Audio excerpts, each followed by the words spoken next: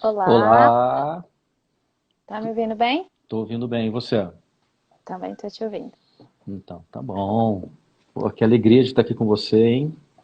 Exatamente. Muito, tô me sentindo honrada de estar batendo esse papo com você aqui. Ah, e como que estão as coisas em BH? Então, tá bem friozinho.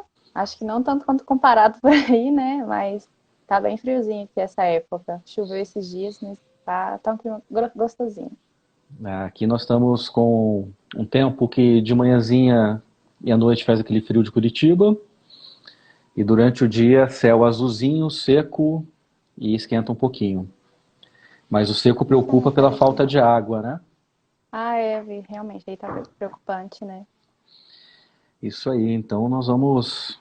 Que alegria estar aqui com você, falando um pouquinho aí sobre um assunto que desde quando a gente se conheceu, né, na formação, depois trabalhando junto, acho que é um assunto que a gente sempre vem compartilhando. Quando surge esse Bacana. tema, quando surge o tema, um olha para a cara do outro e parece que o olho brilha mais, né?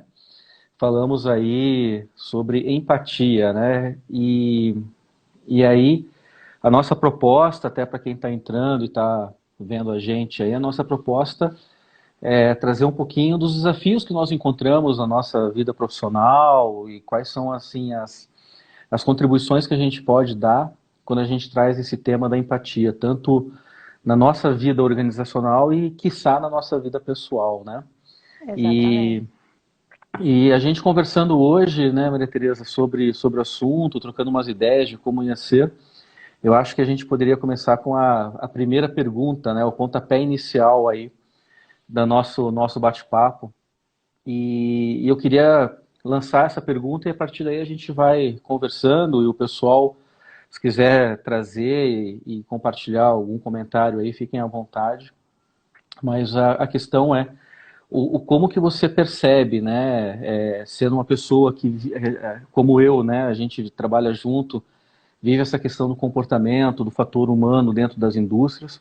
Como você percebe a empatia e os desafios que trazer a empatia de forma prática nas rotinas, como que a gente constrói isso, né, através dessas barreiras, desafios? Qual que é a sua opinião aí, um pouco da tua vivência aí? É, eu acho que dentro dessa, a empatia não tem como fugir muito do pessoal para a gente poder falar também do profissional. Mas eu acho que o primeiro ponto é a gente entender o que que não é empatia. Então, eu vejo muito isso falando nesse assunto de hoje, de que a gente precisa de ter empatia nesses momentos. Mas o que que é esse assunto tão falado, mas o que que também não é? Então, principalmente falando de cuidado com as pessoas, entender que empatia não é passar a mão na cabeça, não é ser extremamente paternalista, ter favoritismos, ter decisões que escolhendo determinadas pessoas. A empatia também não é me colocar, fazer o que eu quero, me colocar no lugar do outro, é entender que as pessoas têm que fazer o que elas querem no lugar delas. Então, eu acho que esses momentos de tudo que a gente tem falado de empatia e pensando no mercado de trabalho, pensando no cuidado com as pessoas, entender o que de fato ela não é. Então, realmente a gente ter uma compaixão, é um respeito com o sentimento dos outros, é entender que cada um tem sua trajetória, tem o seu ritmo de vida, tem o seu histórico de vida, e isso ser respeitado, isso ser escutado, e não somente, estou me colocando no seu lugar e a gente está fazendo um bom trabalho juntos, né? Você sabe que essa questão de se colocar no lugar do outro, né, tem uma pesquisadora do assunto, se não me engano ela é psicóloga, que ela traz o seguinte, que ninguém pode se colocar no lugar do outro, porque esse lugar já está ocupado. Verdade. Então, se a gente trouxer a questão da física, né, dois corpos não ocupam o mesmo Não podem. espaço, e essa definição dela eu acho fantástico, porque traz um pouco do que você disse, né? Eu não consigo me colocar no lugar do outro porque ele já está ocupado pela sua identidade cultural, ele já está ocupado pelas sobre suas definições e conceitos de mundo, já está ocupado sobre essa questão é, conectada, né? O que ela quer da vida, quais são as suas frustrações, os seus sonhos. Então, essa definição, se eu não me engano, é Maria Sobrino, o nome dela. Essa definição, essa frase que ela traz, né, que eu não consigo me colocar no lugar do outro porque esse lugar já está ocupado, eu acho que faz na gente um exercício de realmente entender o que o outro sente, o que o outro pensa e o que o outro quer de mim na relação, né? Exatamente. É uma das coisas que também é nesse trabalho de cuidado e um ponto que chama muita atenção é ouvir as pessoas. E é um fato de realmente, assim, quando a gente trabalha com isso de diversos ramos de empresa, com históricos diferentes, é que às vezes as pessoas só querem realmente serem ouvidas. E é uma escuta ativa, olha, estou te ouvindo. Não, não vou te dar conselhos, eu não vou te dar remédios, tratamentos, enfim, eu estou te ouvindo, eu quero escutar o que você quer me falar. E às vezes nos momentos de um bate-papo mesmo, de café com o pessoal, às vezes era um obrigado. Eu só queria falar, assim. E eu acho que às vezes a gente nesses momentos de realmente trabalhar a escuta, de ver o outro fora do meu grupo, não é o meu grupo de rotina, não é um grupo que eu estou intimamente conectado. Foi uma das coisas que a gente falou sobre isso hoje. Mas é ouvir e realmente estar disposto a ouvir o outro, e isso já é uma forma de criar uma conexão, de criar uma compaixão, e a gente poder fazer essa empatia funcionar na prática. Você sabe que eu estava lendo uma pesquisa sobre o assunto, né? E traz que são três pesquisadoras que elas trazem que quando a gente já viveu aquela situação que o outro está vivendo, fica mais difícil ser empático. Então, e elas trazem alguns exemplos, né? Que elas fizeram uma pesquisa com mais ou menos 200 pessoas que contam a história de um senhor que estava desempregado, precisava sustentar a família, e esse senhor, ele, para poder sustentar, é tipo Breaking Bad, sabe? Para poder sustentar todos os sonhos e a família, ele começa a fazer tráfico de drogas, né? Então, e aí apresentam para várias pessoas, para mais ou menos 200 pessoas, eles apresentaram essa história e pergunta que você acha dessa decisão dele de estar muito tempo desempregado, não tem como sustentar a família e começar a trabalhar com tráfico de drogas. E eles perceberam que as pessoas que já tiveram períodos desempregadas, que já viveram essa situação do desemprego, elas demonstravam menos compaixão em relação à pessoa. E as pessoas que nunca tiveram desemprego, elas apresentavam mais compaixão. E aí elas começam a fazer várias pesquisas, né? Outro exemplo que ela dá é de um cara que queria fazer um mergulho em um lugar frio e fala assim, olha, ele está com medo, o que você fala para ele? As pessoas que nunca mergulharam falavam, não, cara, ele tem que acreditar no potencial dele, nas competências dele. E as pessoas que já mergulharam no frio falavam assim, ah, cara, esse cara tem que parar de ser fresco e pular lá, cara. Pô. Então, olha só que interessante essa pesquisa, né? Elas trazem vários exemplos, são três pesquisadoras. Elas falam que se eu vivi a situação que o outro está vivendo, fica mais difícil eu Eu ser tenho empatia. empático. Eu demonstro menos compaixão, porque como eu já vivi aquela história, fica mais ou menos aquela coisa assim, não, cara, mas viver vai passar, isso passa, tal. Isso, segundo a Brené Brown, né? Ela traz que isso passa. Não, pense nas coisas positivas, é mais ou menos, é mais simpatia do que empatia, né? Exatamente. Então E essa pesquisa traz isso, assim, eu achei fantástico, né? e é um legal da gente pensar assim, quais são os momentos que meu sorriso empático, né, misturado com simpatia, não cabem. É, Em que momentos que também não existe lugar para eu ter essa empatia, principalmente de pensando que esse lugar do outro, me colocar no lugar do outro, é uma situação totalmente fora da minha realidade. E eu também li, até por indicação sua, de alguns artigos, pesquisei mais sobre, de que às vezes essa questão da gente achar que está se colocando no lugar do outro, a gente já ouve querendo dar resposta. é. E a gente não ouve realmente para compreender aquela situação. Então, nesse momento talvez seja mais difícil eu ter empatia, porque eu já tenho resposta, eu já vivenciei aquilo, eu conheço, e é um ponto que na minha trajetória, assim, eu percebi essa diferença, porque eu morei em república, então eram 10 mulheres morando na casa, cada uma de uma cidade, cada um de uma tradição familiar, de religião diferente, de gosto diferente, e a gente trabalhar, já começar a viver em sociedade nesse momento, assim. A gente tinha um objetivo comum, então a gente era ligado pelos objetivos comuns. Então acho que era isso, a empatia existia nesses momentos, assim, olha, a gente está longe de casa, a gente está aqui para estudar, todo mundo passando perrengue, e era isso que conectava a gente mesmo com todas as diferenças.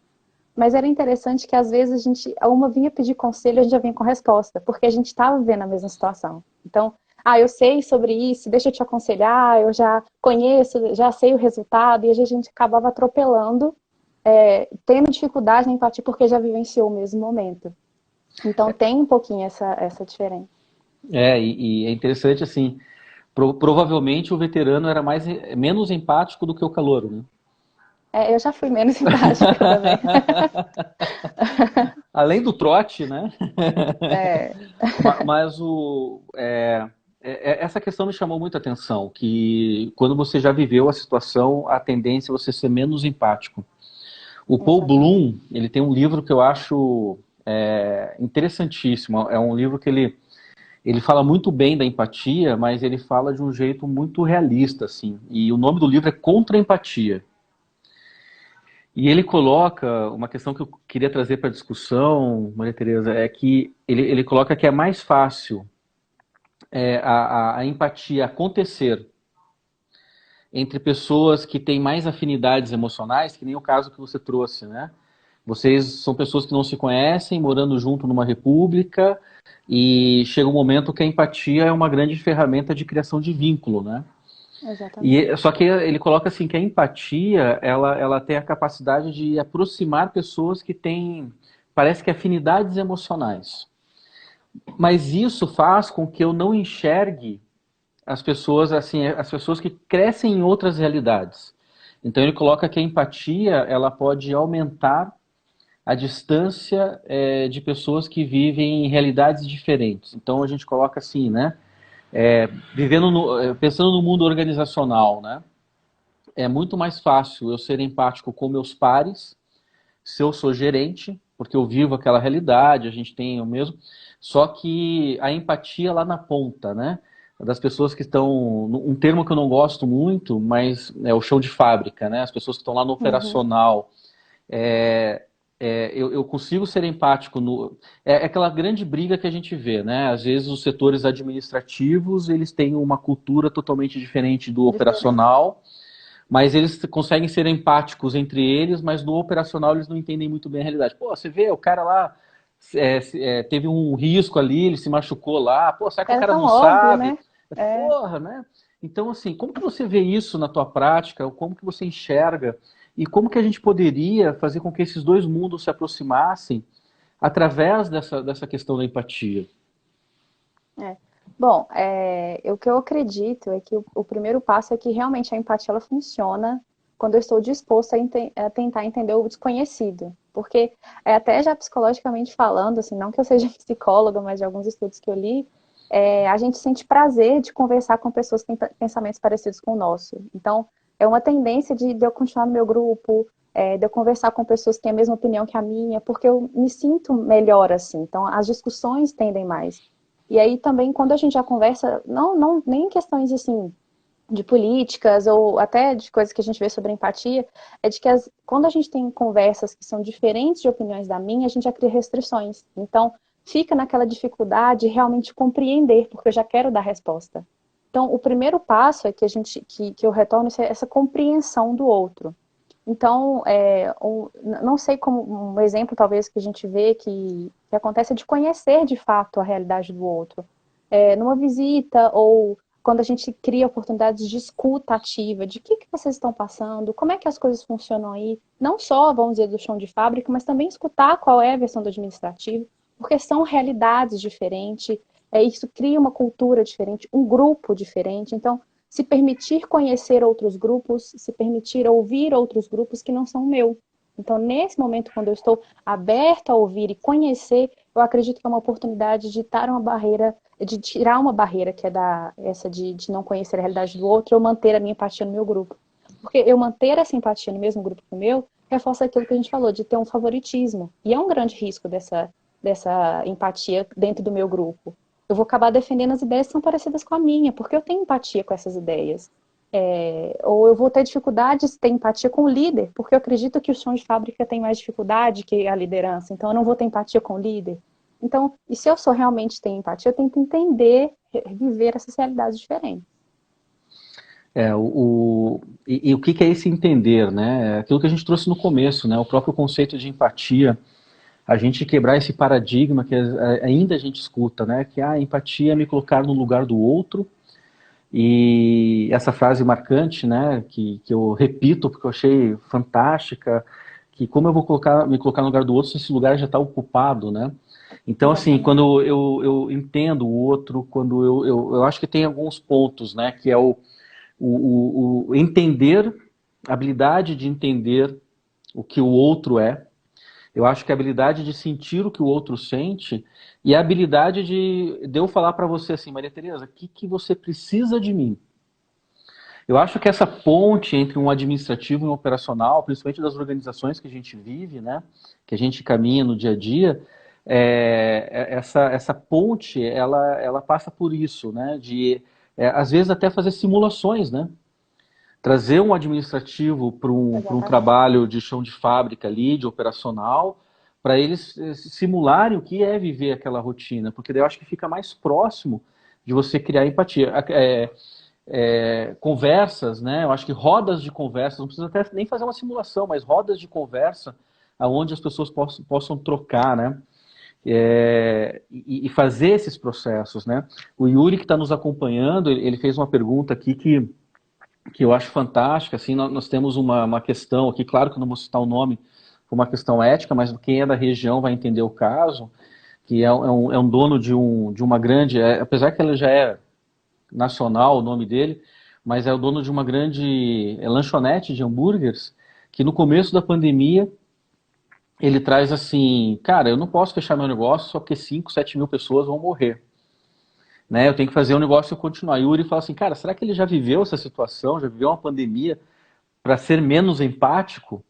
Eu acho que ele Exatamente. não viveu uma pandemia, mas provavelmente nessa vida empresarial ele já viveu crises, né? E essas crises assim de falar assim, cara, manda embora, né? Quantas vezes nós como consultores, né, nós fomos provocados a trazer soluções para empresas que estão passando por crise. A primeira solução que o gestor dava era manda embora. Manda embora.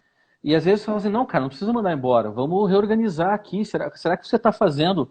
Será que você está fazendo um planejamento estratégico coerente com a realidade? Será que você consegue fazer um planejamento financeiro? Porque mandar embora não é a primeira opção. Às vezes estão acontecendo fraudes dentro da empresa, às vezes estão acontecendo assim, que a gente chama, né, de torneiras abertas de riscos, acontecendo em vários lugares. Só que o cara não tem essa visão. Ele acha que o custo dele diminui se eu mandar pessoas embora. Ou que Então, o problema vai ser resolvido se que o, aquela pessoa em específico é, sair. que o problema vai ser resolvido. Então, eu acho que viver crises. Eu não sei se as pessoas ficam com um coração um pouco mais. Sabe, aquele coração de ferro, assim, né? Não, já vivi isso, tem que ser assim, tem que ser faca nos dentes, e temos que ir para cima, estratégia do Oceano Azul, né? Temos que sair da onde os tubarão estão.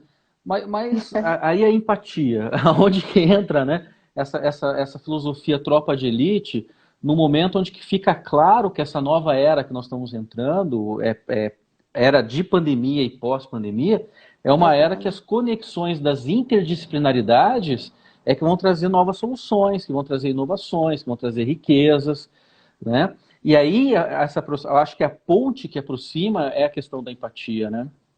Exatamente.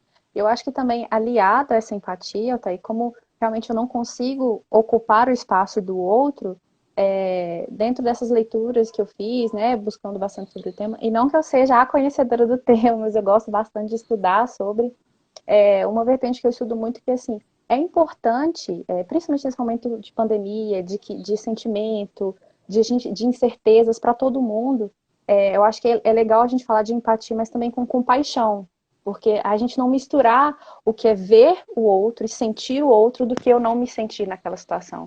Então é o momento de respeitar, é o momento de entender. E quando eu tenho compaixão, entendendo e respeitando o sentimento do outro, mas eu mesmo assim tendo os meus sentimentos, eu consigo ter a visão do todo. E que às vezes é esse o problema de que essa ponte ela pode estar fragilizada porque eu ainda não tenho essa visão do todo.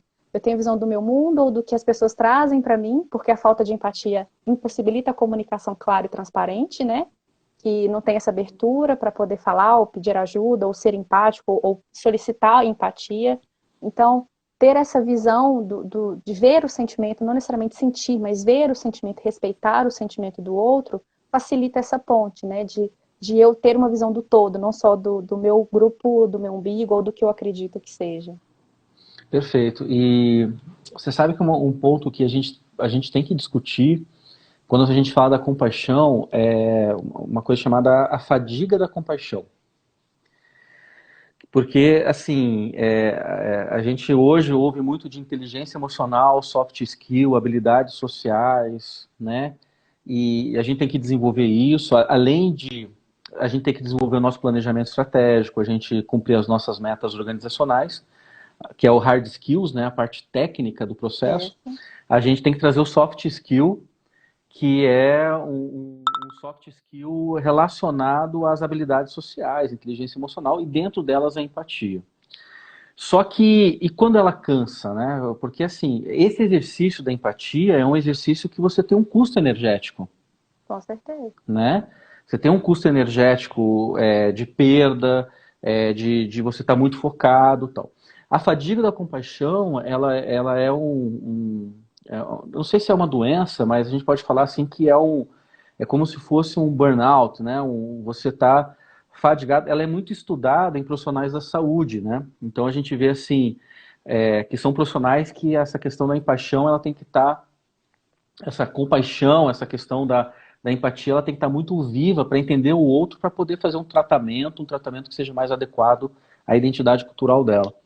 E essa fadiga da compaixão é assim, eu cuido, eu cuido, eu cuido, eu me dou e perco energia, e quem cuida de mim? Exatamente.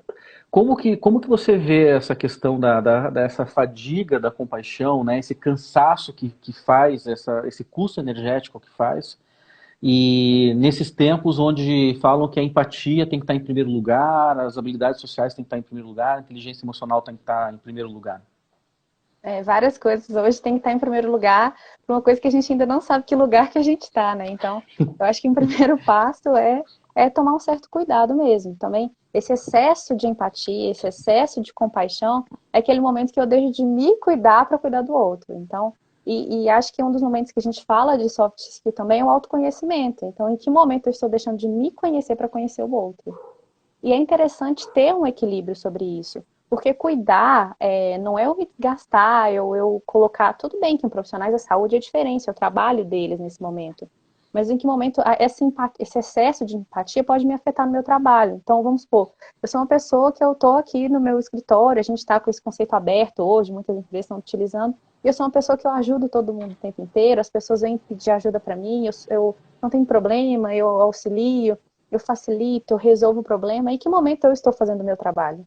Dentro de um cenário que eu sou cobrado por resultados, sou cobrado por metas, eu tenho que ter entregas, pressa, pressão, é concorrência o tempo inteiro. Então, é esse autoconhecimento que também é um soft skill, né? É que a gente tem que desenvolver. Não é uma coisa fácil, também talvez estar em primeiro lugar, mas é ter esse equilíbrio. Excessos nunca fizeram bem. Então, é um momento de que, olha, opa, em que momento que isso está me atrapalhando aqui? E que eu estou oferecendo demais para o outro e não estou oferecendo para mim. Então, talvez se conhecer, querer conhecer demais o outro, num favoritismo do outro e se esquecer. Isso também pode ser maléfico, né? É. Esse ponto que você traz, né? Conhecer o outro, mas também conhecer o cenário, né? O terreno que a gente Exatamente. tá vivendo, né? Porque eu lembro que a minha primeira experiência como gestor foi há 12, 13 anos atrás, que eu fui convidado para assumir uma direção de uma secretaria de saúde. E eu queria fazer o meu melhor. Eu falei assim, cara, agora que eu cheguei, meu sonho era trabalhar com saúde pública e estava lá com aquela muita vontade de fazer acontecer dentro da saúde pública. E as pessoas vão pedir coisas para mim. Eu lembro assim que veio na hora que eu assumi, veio uma pessoa e falou assim: então, Altair, eu gostaria muito de mudar o meu turno da manhã, da noite para amanhã, porque eu passei na faculdade, e só que a faculdade é mais barata à noite, e é meu sonho tal. Cara, eu fui lá e falei assim: não, eu fui totalmente tomado pela essa compaixão, né, pela empatia, né? E falei, não, é aquele jeitão que você me conhece, né? o tempo todo, né, buscando compartilhar. Eu falei, não, o que que é isso? Já vou te passar para de manhã, tal, não sei o quê. Depois eu descobri, assim, que essa menina aproveitou que eu estava há pouco tempo na direção, mas ela nem fez a matrícula na faculdade, que a vontade dela era passar para de manhã, porque à tarde e à noite ela ficava com a família, que existia uma fila de várias pessoas que estavam pedindo. Então, assim, Mentira. e assim, aí eu recebi várias críticas, né? E depois a menina passa e nem olha pra tua cara, tipo, conseguiu o que eu queria e Nossa. pronto, né? Então, assim, eu acho que foi uma grande experiência, porque eu acho que eu estava no começo da minha vida como liderança de equipe. Eu acho que quando a gente tem, assim, alguns tropeços, são tão bons para o nosso aprendizado, né? Pra gente ter essa Exatamente. compaixão até com a gente mesmo. Mas eu acho que conhecer o cenário que você tá, né? Conhecer o terreno que você tá. Porque às vezes a vontade de você trazer essa empatia, a vontade de trazer essa compaixão, existe também o lado técnico, né? O que me preocupa muito nessa pandemia é que a gente está falando muito de soft skills, a gente está falando muito de inteligência emocional, de empatia. Eu acho que isso é totalmente necessário, porque isso nos faz humano. A Sim. parte técnica também nos faz humano. Né? Eu acho que o grande diferencial da evolução humana é o quanto que a gente usou da técnica para trazer humanidade para as pessoas. Né? E às vezes, em alguns momentos da história, nem tantas humanidades assim, mas que tiveram evoluções técnicas. Me preocupa, por exemplo, quando a gente larga a metodologia, o método, e a gente começa a falar só de soft skills e empatia, e aí isso fica bonito, um discurso bonito, mas aquele método que traz resultados financeiros, aquele método que traz resultados na gestão das pessoas são esquecidos, né? Sim. Eu vi também uma coisa que é interessante, é que a gente está falando tanto de empatia, e para a gente não tomar um cuidado para não ser igual o mindset, né? E mindset É, é realmente uma coisa importante, é um modelo mental, é fundamental, a gente quebrar paradigma assim, mas foi tão utilizado e banalizado que foi uma coisa que é tipo na nuvem, assim. E aí acabou que, não totalmente, acho que agora está recuperando um pouco isso, mas ficou um pouco banalizado o termo mindset, pela forma que ele era utilizado. Então, assim, empatia não existe, acho que é impossível a gente viver num mundo apático, né? Isso quebra relações interpessoais, isso gera conflitos, então a empatia é fundamental para essas relações, principalmente no mundo frágil que nós estamos vivendo hoje. Mas a gente tem que tomar cuidado do que é de fato essa empatia, em que momento ela está se aplicando, eu estou sabendo dosar ela corretamente, superando esses desafios, então realmente é um ponto que a gente tem que chamar atenção para esse equilíbrio, né? uhum. Uma pergunta que surgiu, e a gente trata, é interessante que nossa conversa veio de nós, indivíduos, para as empresas, e agora vamos É, pensar um pouco mais amplo, né? Uma pergunta do Yuri, né? E a economia empática? Será que um dia a gente vai conseguir chegar no momento que a economia ela vai ter essa característica de empatia? Ou será que a gente já está nesse momento em algumas vertentes, né? Eu acredito, né, que hoje a gente já tem uma economia. Eu acho o seguinte, para falar em economia, a gente está falando em desenho de serviços, né? Então a gente vai ter que desenhar serviços para o outro. E o design thinking, na minha opinião, só começa com a empatia. empatia, com certeza. Se eu fizer um design thinking, ou seja, eu quero fazer um desenho do meu negócio, eu quero fazer todo esse processo, né, de trazer um produto, se eu não fizer o exercício da empatia, para ver qual que é a necessidade das pessoas, a real necessidade das pessoas, né, eu não consigo desenvolver o meu produto, não consigo desenvolver o que eu tenho que fazer. Então, eu acho que Talvez consiga, mas não continuar vai ser um desafio muito grande. eu acredito que a gente está tendo alguns exemplos nessa época de pandemia de uma economia empática. Não sei se é isso, aí o Yuri pode me ajudar aí nos comentários, né? Mas eu acho que a gente já está tendo isso, porque quantos serviços estão sendo eles tendo que se reinventar para trazer para o consumidor aquele produto que ele trazia, né, de forma rotineira. Por Exatamente. exemplo, assim, as empresas que estão dentro de shopping não conseguem não conseguem ter essa economia empática. Agora, algumas empresas de bairro, eu acho que elas já Tem. conseguem, né? É, Parece que elas fazem uma conexão maior com as pessoas que estão em volta, né? é. Fiz um curso recentemente falando sobre os desafios da liderança daqui para frente. E um ponto que me chamou a atenção é que dois participantes eles reforçaram sobre o cliente no centro. Então, a gente fala de cultura organizacional, a gente fala de desenvolvimento de liderança, a gente fala de planejamento, estratégia, mas hoje, principalmente esse momento de tecnologia, de acessibilidade, de necessidade de inovação, o cliente está no centro. Então, ele deu um exemplo até muito legal, e eu me encaixei super. Eu lembro quando eu era nova, eu amava final de semana que eu ia para a locadora com a minha mãe, alugava o filme, e às vezes se alguém tinha pego o filme, eu tenho que esperar, escolher outra, aquela tristeza. Ou então a televisão aberta passava o filme que eles queriam, no horário que eles disponibilizavam. E hoje, um exemplo, a gente pega esses canais, esses sites, né, a Netflix, por exemplo, que você vê o que você quer, no horário que você quer, onde você quer. Então, o cliente está no centro. E ele ainda deu uma avançada que é o seguinte: se mais pessoas tiverem o mesmo pensamento que eu, deixa eu fazer minhas criações próprias, porque aí meus clientes vão continuar comigo. Então, assim, essa ideia do cliente no centro. E isso reforça que, mesmo a gente falando de super tecnologia, esse é um pensamento meu, assim, indústria 4.0, inovação tecnologia, as pessoas continuam no centro. Então, o fator humano ainda chama a atenção. E eu acho que esse momento está reforçando mais ainda. Como é que as relações importam? As pessoas, os clientes, o olhar humano ainda é fundamental nesse processo. É isso aí, você trouxe um exemplo fantástico, né? A gente muda, e quanto mais focado no cliente, parece que a cultura muda, né? Porque daí a gente vê o seguinte, né? Eu venho de uma infância, né? Que eu gosto muito de cinema, estudar cinema e assistir filme. E eu venho de uma infância que eu ia todo dia numa locadora que tinha perto da minha casa, chamada Associação Videoclube do Brasil. Se lá meu pai pagava uma mensalidade, eu podia pegar 2 filmes por dia. Então, a época do VHS, Por né? dia? Nossa, isso é 2 filmes legal. por dia, você podia pegar 2 filmes por dia. A gente nunca pegava os 2 filmes por dia, porque geralmente a gente ficava de castigo, porque eu tirava uma nota baixa e tal, então a gente pegava lá uns. Acontece. Mas, mas assim, você ia lá e pegava os filmes VHS. E quando a gente começa a adolescência, né, a fase de adolescência, a gente pega os filmes VHS, o blockbusters, né? Pegar o filme VHS, depois o DVD com coca e pipoca, né? Esse que era o diferencial do blockbuster. Aí a gente ia tudo para casa de alguém, ficar assistindo os filmes com pipoca e Coca-Cola e tal. Hoje, você tem um Netflix, você tem um Amazon Prime, você tem daqui a pouco o Disney Plus chegando no Brasil. Você tem uns serviços de streaming que não só muda essa configuração de você consumir, mas muda a cultura, porque é uma cultura de coisas rápidas, né? Então hoje eu vou dar uma aula e pergunto assim, qual que é o teu hobby? Antigamente era assim, meu hobby é cinema. É cinema, gosto desse filme, gosto desse... E hoje, série, É. né? O meu é super.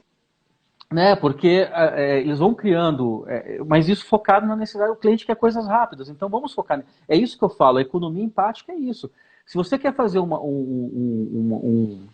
produto durável, se você quer fazer um serviço durável, começa pela empatia, meu amigo. É o cliente no meio, né? Se você quer fazer uma experiência diferente numa clínica, você quer fazer uma diferença, você quer ter um atendimento diferente, e aí é diferente na, num hospital, por exemplo, seja na área da saúde, seja na área industrial, onde quer que seja, você tem que focar no cliente. O que você tem de Exatamente. competências para adaptar o cliente? E esse é o exercício da empatia, né? O exercício dessa economia empática, né? Então, Exatamente. o quanto que está retornando para a sociedade, né? Aquilo que eu me proponho a fazer. Adam Smith já coloca que lucro é um reconhecimento da sociedade que você é importante. Não é dinheiro. O dinheiro é consequência disso, né? Exatamente. Um ponto que você trouxe, Maria Tereza, lá no início da conversa, assim, eu fiz uma anotação hoje que eu queria trazer, que estava lendo um artigo sobre o que é ouvir bem. E a gente fala muito do conceito de escutativa, né? 30% eu falo, 70% eu escuto, Escuta. né? E aí a pessoa coloca assim que só esse fato de eu ficar parado escutando e fazendo tal, isso não é ouvir bem. Então, eu até anotei aqui porque não ia conseguir memorizar a tempo, mas ele coloca assim, né, que ouvir bem, fazer perguntas que promovem descobertas e reflexões. tornar a conversa em uma excelência positiva. Conversa colaborativa. Então, o ouvir bem não é só eu ficar escutando e faço aqueles comentários de 30 minutos lá, né? O ouvir bem, ele traz que eu tenho que fazer perguntas que removam a reflexão das duas pessoas. Que a nossa conversa, se ela traz reflexões e traz descobertas, eu trago coisas positivas depois dela. E ela se torna uma experiência Exatamente. positiva. E a palavra colaboração é uma palavra-chave, né? Porque às vezes a Exatamente. gente escuta assim, a escuta ativa como um processo que em algum momento eu tenho que estar só escutando. Mas eu tenho que estar refletindo junto para fazer qual pergunta que eu vou fazer para que crie essa colaboração. Né? Quer mais Exatamente. empático do que isso? Não, e é justamente eu ouvir para compreender. E aí, a minha compreensão, se for necessário, eu faço uma pergunta. Mas também eu só ouvir para já responder ou já para perguntar também não é tão. Então, assim, então é justamente filtrar, eu colaborar, fazer, ser participativa, essa conversa é fundamental. E é um diferencial muito grande, assim. Eu acho que esse é o grande diferencial, né? Eu lembro que eu vou até citar o nome, porque exemplos positivos você tem que citar o nome, né? Ele é amigo, irmão e meu médico, né? Que é o Homero Palma. E é interessante, assim, que o Homero, quando a gente vai pro foco dele me consultar, ele faz umas perguntas, assim, que, cara, não é uma pergunta objetiva, sabe? E nem uma pergunta subjetiva, assim, é uma pergunta que faz você se autoanalisar antes de responder, né? E eu acho que esse processo é o processo de relação médico-paciente, né? Legal. Que eu acho que tem que também ser a relação entre líder e liderado nas organizações. O líder realizar perguntas e conversas onde cria esse ambiente colaborativo, né? Eu tenho medo de fórmulas prontas em gestão, sabe? Aqueles 10 maneiras de você ser um líder empreendedor, 10 maneiras de trazer escutativa, 12 maneiras de ser feliz. Eu tenho medo dessas fórmulas prontas. Eu acho que quando a gente traz essas virtudes, esses valores humanos na roda, até a parte técnica ela começa a ganhar muita força, né? Você consegue fazer com que ela ganhe muita força. E é fundamental entender esses detalhes porque nós somos seres específicos, né? Então a gente tem sentimentos, a gente tem frustrações. Então, 10 maneiras de ser feliz, mas cada um tem a sua história, cada um tem o seu trajeto, cada um tem seu sofrimento. Eu vou colocar 10 coisas padrões que não cabem na minha realidade. Então, em que momento essas 10 coisas que estão sendo autoajuda vai ajudar quem? Assim, quem vai ter essa conexão? Quem teve aquele momento parecido com aquela pessoa? Então, por isso que a gente tem que tomar cuidado com essa empatia. Não sei se talvez seria isso, essa empatia seletiva. Eu estou sendo empático com as pessoas que têm percepções parecidas ou histórias parecidas com a minha, né? Então, É. esse vínculo é legal dele ser criado justamente por essas características específicas de cada um. Uma das coisas que eu acho o Instagram tão legal, né? Tão legal essas mídias sociais que vão nos aproximando e, né? Mas o problema do Instagram é que ele tem um tempo, né? A nossa conversa ela tem um tempo. E para a gente finalizar a nossa conversa hoje no Instagram, mas a gente pode continuar trocando ideias e também Claro. as pessoas que entraram, entrem no nosso Instagram aí, compartilhem, pedem para a gente seguir, dê coraçãozinho, para a gente estar conectado aí, trocar experiências, quem sabe a gente cria uma rede, um WhatsApp sobre, né, futuro da empatia ou presente da empatia, sei lá. Mas eu gostaria de finalizar com a seguinte pergunta, Maria Tereza. Quais são os limites da empatia? Mas limites em que sentido? Quando que a empatia, a gente tem que tomar um cuidado com ela, assim? Quais são que a gente tem que perceber que no momento não é mais empatia, no momento a gente vai ter que usar outra soft skill ou a gente vir para o lado muito da técnica. Quando que a empatia ela se torna um problema, né, para as organizações, né? Eu não sei se eu vou diretamente responder essa pergunta, mas o que me veio à cabeça é que um ponto fundamental de realmente ser empático, que eu acredito, é de fazer a leitura do outro. Então, não adianta eu querer ser a pessoa mais empática do mundo, sendo que tem pessoas que não querem receber empatia naquele momento. E esse de fazer leitura do outro, de saber se às vezes eu só vou ouvir, ou se eu vou ouvir numa conversa participativa, ou se realmente eu só vou estar lá presente porque a pessoa precisa daquele momento. Então, é fazer leitura do outro. E eu acho que isso é fundamental para eu, que momento a minha empatia vai até onde, né? Ou que ela deixa de ser empatia, começa uma invasão para aquela pessoa. Ah, mas eu não estou bem. Mas por quê? Me conta, eu estou aqui. Às vezes a pessoa só não estou bem pronta, era aquilo que ela precisava no momento. Então, eu acho que é entender até que ponto eu fiz a leitura realmente. Pode ser desafiador, mas a gente começa a trabalhar a empatia com pessoas que são próximas da gente. Então, a gente começa a fazer uma leitura daqueles comportamentos, da forma que a pessoa se expressa. Vamos supor, a gente está num desafio muito grande, que a gente está dentro de casa, que as relações estão muito estreitas, e está numa carga de estresse e ansiedade muito grande. Eu vou querer ser empático no momento que a pessoa quer só aquele momento de tirar a carga dela para fora. Então, acho que é fazer a leitura do outro, da forma como ela se expressa, da forma como ela se coloca, e entender até que limite eu realmente estou sendo empático ou estou invadindo o espaço da outra pessoa. Então, acho que esse ponto também pode ser um diferencial. E também entender que a gente fala muito de ser empático, mas é interessante a gente ajudar a empatia do outro quando a gente pede empatia. E eu acho que é interessante um ponto a gente colocar isso também. Em que momento que eu peço para as pessoas serem empáticas, ou demonstro para as pessoas serem empáticas comigo? Então, eu quero ser cuidado, mas eu estou demonstrando isso.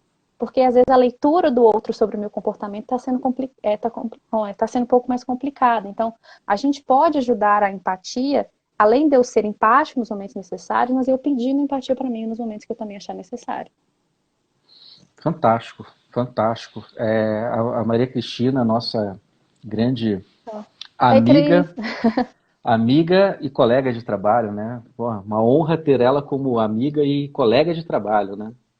Exatamente. Eu acho que a gente tem que E minha usar. madrinha também, né? Tua madrinha. Eu acho que usar essa palavra colega de trabalho, não, né? A Maria Cristina é uma amiga de trabalho, né? Então, ela traz assim que às vezes o limite da empatia é quando a gente sofre junto com o outro. Aumenta o sofrimento, parece que aí a gente Exatamente. tem que tomar cuidado, que a gente vai sofrendo junto com a pessoa e isso aumenta, e eu acredito que isso realmente é um grande problema, né? Principalmente profissionais da área da Exatamente. saúde, né? Profissionais da área da saúde que às vezes não têm tanta experiência em processos de crise, como essa de pandemia, a técnica e ficam perdidos no lado da humanização, né? Eu acho que o exercício da humanização não é um exercício simplesmente de olhar, né? De estar cuidando, é um exercício estratégico muito importante. Então, às vezes a pessoa está sofrendo e a gente vai de forma empática sofrendo junto, né? E o problema Junto. aumenta. Uma contribuição que eu gostaria de trazer para a tua fala, assim, é que eu achei tua fala sensacional, eu acho que tá aí o norte do limite, mas também a gente reconhecer que, às vezes, né, a, a, a gente acha que está captando a realidade do outro, mas, na verdade, a gente está fazendo refletindo a nossa realidade no outro. Verdade. Então, né, às vezes a gente tá, às vezes a gente faz julgamentos, né? É, a gente não, eu sei o que que ele está Às vezes passando não, né? e na verdade eu estou refletindo o que eu sou no outro, né? Não estou entendendo o outro, eu estou Exatamente. refletindo no outro essa questão. Então, Exatamente. eu acho que esse é o limite, né? Eu acho que você traz muito bem, né? O autoconhecimento, ele ajuda nisso. Eu acho que os limites da empatia tem naquela questão da fadiga por compaixão que a gente falou, que isso pode ficar muito orgânico, né?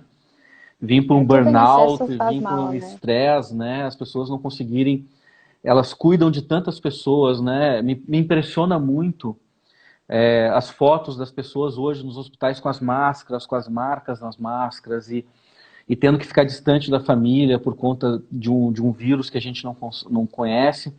Mas também me impressiona muito, às vezes, as pessoas querendo ajudar as pessoas nas organizações que estão em outra ponta e não conseguem chegar até lá ou não conseguem chegar com tanta efetividade. Né? Eu acho que não só na área da saúde, a fadiga de compaixão, por exemplo, no setor de saúde, segurança e meio ambiente de uma empresa, que quer fazer com que as pessoas tenham uma percepção de risco, quer fazer com que as pessoas não tenham um acidente, e eles não entendem por que ainda se acidenta e aquilo eles E sofrem aquele por isso, porque estresse, aquela. Exatamente. a área de saúde, segurança e meio ambiente de uma organização, ela é o cuidado da vida da organização. Exatamente. né? Então, esse cuidado que eles exercem, né? Será que esse cuidado também não gera essa fadiga por compaixão também, né? Quantas vezes a gente já escutou, né, Maria Tereza? Por que que eles não escutam a gente? Exatamente. Por que que E ele dos não... dois lados, né? Dos dois lados, né? Então, eu acho que essa é a grande questão, né? De como a empatia cria pontes, mas o quanto que a gente tem que cuidar também para não criar barreiras sem a gente perceber. Eu Exatamente. acho que a empatia pode criar Exatamente. barreiras cegas, sabe? Ou pontes fragilizadas, né? Ou pontes fragilizadas, perfeito, né? A gente agora tem que pegar tudo isso e colocar num post, porque foi lindo demais. Foi muito bom, muito obrigada. Mais uma vez me sinto honrada de estar aqui com você, pessoa que é referência para mim. Cris também que está participando, que são pessoas que me ensinam a todo momento. Então, obrigado pelo convite, obrigado por essa riqueza de bate-papo que a gente teve. E também agradecer meus amigos que participaram, que eu insisti bastante para convidar. Então, Douglas, os meninos da Chapanda, meus amigos que de alguma forma que eu convidei estão aqui presentes também. Então, muito obrigada. Eu também queria agradecer. Você também é uma referência para mim, já te falei isso pessoalmente, né? Uma pessoa que eu sempre falo isso, né? Uma pessoa muito singela, né? Então agradeço muito o convite de estar fazendo essa live, trocando ideias. Eu fiquei muito feliz. Foi um momento de muita felicidade, assim, né? Ficaria aqui por muito tempo, né? Discutindo isso. Eu acho que a gente pode trazer isso e agradecer os amigos que estão participando, os amigos da Maria Tereza que estão participando, né? E os meus amigos que estão participando. Foi muito rico e, Cris, muito obrigado. Vai ficar no meu story aqui por 24 horas, mas eu vou gravar e te mando o Ah, videozinho. E legal. quem sabe eu vou seguir aí a orientação do Yuri para montar um canal no YouTube e a gente vai colocando as nossas coisas, daí as nossas Boa lives, ideia, boa né? ideia. Um beijo para você, tá? Beijo, Thais, obrigada. Muito bom de te Foi ver bom aqui matar um ao pouquinho de vivo. saudade, né? Nossa, e que saudade, essa saudade dói, né? Pois é, muito triste, mas Mas vamos vamos lá, vencer isso. com certeza, tudo passa. É isso aí. Toda crise tem começo, meio e fim. A primeira coisa que eu aprendi em gestão de crise. Então tá Tá certo ótimo. que a gente não tá enxergando Tô o fim. chegando, quero que chegue o fim logo. A gente não tá enxergando o fim, mas tem. É, tem que ter. Tem que ter. Maria Tereza, muito obrigado, viu? E uma Tchauzinho, tá? excelente Muito semana obrigada. para todos aí. Tchauzinho, gente. Muito obrigada.